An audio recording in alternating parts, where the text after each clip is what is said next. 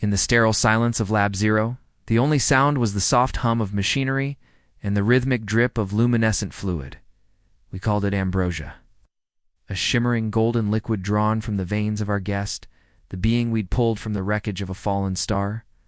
It floated in a containment field, its form vaguely humanoid but featureless, a silhouette against the harsh lab lights. For weeks we had worked tirelessly, driven by a mixture of fear and fascination. We were scientists, but we were also soldiers in a war we were losing. This creature, this guest, was our last hope. The process was cold, clinical. A high-frequency needle, thinner than a human hair, would pierce its translucent skin, and the ambrosia would flow. The creature never resisted, simply hung there, a silent sacrifice. We told ourselves it was for the greater good. We told ourselves it was necessary for survival. The first batch of serum was ready. Codename Prometheus. It promised to give our soldiers the strength of gods, to turn the tide against the invaders that had pushed humanity to the brink. General Thorne himself oversaw the first injections. He was a man carved from granite, his face a roadmap of past battles and lost comrades. He watched as the finest soldiers of the United Republic, the elite vanguard unit, lined up. Each one a volunteer, each one willing to pay any price for victory. The first soldier, a young captain named Eva Rostova, stepped forward. She was brave, her eyes clear and steady. The medic administered the injection. For a moment, nothing happened. Then Eva gasped, her body convulsing. Her eyes, once a warm brown, flashed with a brilliant, terrifying gold. The same gold as the ambrosia, the same gold as the creature's blood. A wave of raw power radiated from her, so potent it made the lights flicker. She lifted a hand, and a solid steel table crumpled like paper. She was magnificent. She was terrifying. One by one, the vanguard were transformed. They became faster, stronger, their senses sharpened to an impossible degree. Were no longer just human, they were weapons. And with these new weapons, we began to win. The invaders, who had seemed unstoppable, were pushed back. Cities were reclaimed. Hope, a long-forgotten luxury, began to bloom once more. But the price was becoming clear. The vanguard were changing. They became distant, their voices losing inflection, their faces becoming blank masks. They followed orders with chilling efficiency. But the camaraderie, the laughter, the very essence of their humanity was fading. They no longer ate, no longer slept. They only fought, their golden eyes scanning the horizon for the next enemy. I tried to talk to Eva one evening, tried to remind her of a joke she once told, a memory from before.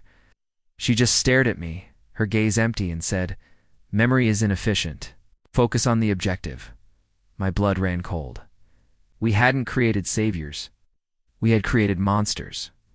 I returned to Lab Zero, to the source. The creature was still there, floating in its prison. As I approached, a voice echoed in my mind.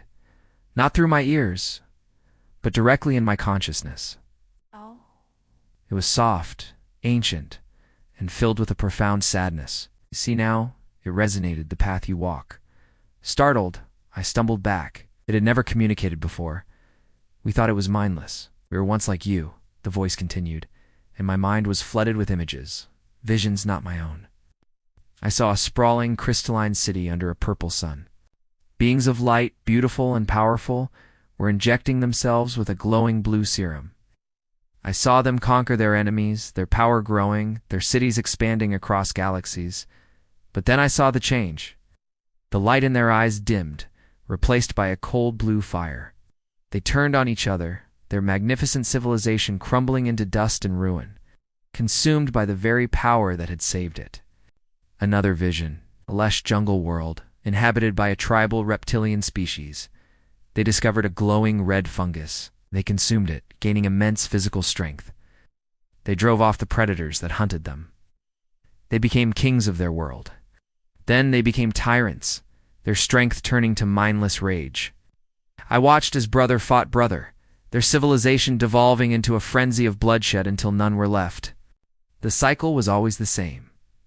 A civilization on the brink, a miraculous source of power, a brief period of victory, followed by a long, slow descent into self-destruction.